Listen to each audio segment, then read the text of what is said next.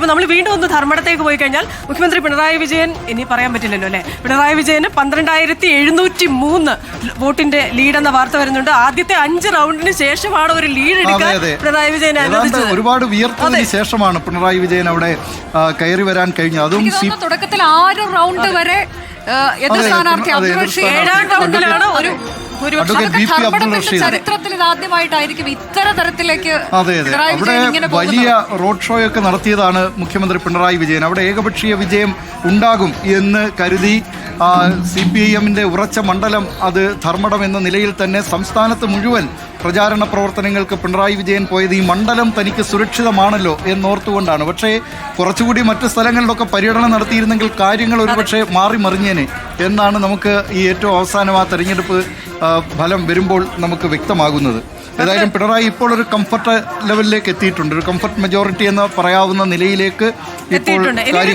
അവിടെ ഇല്ല. ഇനി പേരാവൂരിലേക്ക് വരികയാണെങ്കിൽ അവിടെ സണ്ണി ജോസഫ് ലീഡ് ഉയർത്തിയിരുന്നു. അവിടെ പറഞ്ഞതുപോലെ KPCC പ്രസിഡന്റ് ഇല്ലാത്ത ഒരു നിയമസഭ ആയിരിക്കുമോ എന്ന ചോദ്യമൊക്കെ ഇടയ്ക്കുണ്ടായിരുന്നു. പക്ഷെ ഇപ്പോഴും അവിടെ കംഫർട്ടബിൾ ലീഡായിട്ടുള്ള 14,277 വോട്ടിന്റെ ലീഡാണ് പേരാവൂരിൽ സണ്ണി ജോസഫിന് ഇപ്പോൾ ലഭിച്ചിരിക്കുന്നതെന്ന് നമുക്കറിയാം. ലീഗിന്റെ PK കുഞ്ഞാലിക്കുട്ടിയുടെ റെക്കോർഡ് ഭൂരിപക്ഷമാണ്. അദ്ദേഹം ഇപ്പോൾ 2 റൗണ്ട് കൂടി എണ്ണാനുണ്ട് എന്നാണ് നമുക്ക് അറിയാൻ കഴിയുന്നത്. 70,000 കടന്നുള്ള ഭൂരിപക്ഷത്തിലേക്ക് അദ്ദേഹം പോകാൻ സാധ്യതയുണ്ട്. ഇപ്പോൾ തന്നെ റെക്കോർഡ് ഭൂരിപക്ഷത്തിൽ അദ്ദേഹം എത്തിയിട്ടുണ്ട്. KK ശൈലജ നേടിയ 60,000 ശിഷ്ടം എന്നുള്ളത് കടന്നു. ഇനി അത് 70,000 ആകാൻ സാധ്യതയുണ്ട്. ഞാൻ PK കുഞ്ഞാലിക്കുട്ടിയുമായി മണ്ഡലം ചുറ്റുന്ന സമയത്ത് സംസാരിക്കുമ്പോൾ അദ്ദേഹം പറഞ്ഞ ഒരു വാചകം ഇപ്പോൾ ഞാൻ ഓർക്കുകയാണ്. റെക്കോർഡ് ഭൂരിപക്ഷം ഉണ്ടാകും എന്നൊരു വാചകം അദ്ദേഹം പറഞ്ഞിരുന്നു. അത് മലപ്പുറത്തൊരു ഇടവേളയ്ക്ക് ശേഷമാണ് അദ്ദേഹം മലപ്പുറത്തേക്ക് മടങ്ങിയെത്തിയത്. അദ്ദേഹം കുറ്റിപ്പുറത്തായിരുന്നു കഴിഞ്ഞ തവണ നേരത്തെ മത്സരിച്ചിരുന്നത്. അവിടെ നിന്ന് അദ്ദേഹം ഇപ്പോൾ മലപ്പുറത്തേക്ക് വന്നു. മലപ്പുറം മണ്ഡലത്തിൽ റെക്കോർഡ് ഭൂരിപക്ഷം അനുജ. സാധാരണഗതിയിലെ നമ്മൾ കേരളത്തിൽ ക്രിസ്റ്റീന, ഈ കേരളത്തിലേക്ക് നമ്മൾ സാധാരണ കാണുന്നത് ഈ 70,000-ൽ പരമെന്നൊക്കെ പറയുന്നത് ലോക്സഭാ തെരഞ്ഞെടുപ്പ് കാലത്താണ്. അത്രയും മണ്ഡലങ്ങൾ ഉള്ള ഒരു സമയത്താണ് നമ്മൾ അത്രയധികം വോട്ടർമാർ ഒരു സ്ഥാനാർത്ഥിയെ പിന്തുണയ്ക്കുന്നത് കാണുന്നത്. പക്ഷേ ഇവിടെ ഒരു നിയമസഭാ തെരഞ്ഞെടുപ്പിൽ ഒരു നിയമസഭാ മണ്ഡലത്തിൽ 70,000-ലേക്ക് കടക്കുന്നു ഒരു സ്ഥാനാർത്ഥിയുടെ ഭൂരിപക്ഷം എന്ന് പറഞ്ഞാൽ വോട്ടുപെട്ടിയിൽ വോട്ടില്ലാത്ത ഒരു അവസ്ഥ. മാത്രമല്ല 95% മത്സരിച്ച ഇടങ്ങളിൽ 95% വോട്ടുകളിൽ ലീഗിന് നേടാൻ സാധിച്ചു. അപ്പോൾ ലീഗിനൊരു വലിയ അപ്രതിനിധിത്വം വരുന്നു.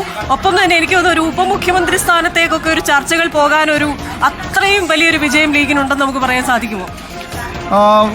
അത്ര വലിയൊരു വിജയം ലീഗിനുണ്ടായി എന്ന് വെച്ചാൽ ലീഗിനെ സംബന്ധിച്ച് അവരുടെ എല്ലാം പ്രധാനപ്പെട്ട നേതാക്കൾ നേരത്തെ ക്രിസ്റ്റീന പറഞ്ഞ പോലെ 95% അവരുടെ സ്ഥാനാർത്ഥികൾ വിജയിച്ചിട്ടുമുണ്ട്.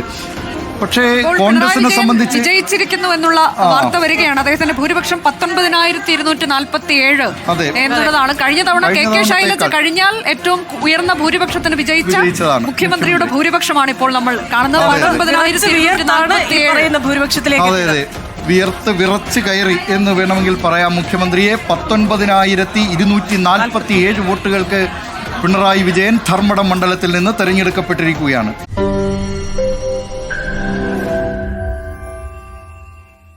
ലോകത്തെവിടെയായാലും ഏത് സമയത്തും 24 വാർത്തകളും ഓഗ്മെന്റഡ് റിയാലിറ്റി പാക്കേജുകളും എക്സ്പ്ലെയിനറുകളും വിശദമായി കാണാൻ ഞങ്ങളുടെ YouTube ചാനൽ നിങ്ങൾക്ക് സബ്സ്ക്രൈബ് ചെയ്യാം.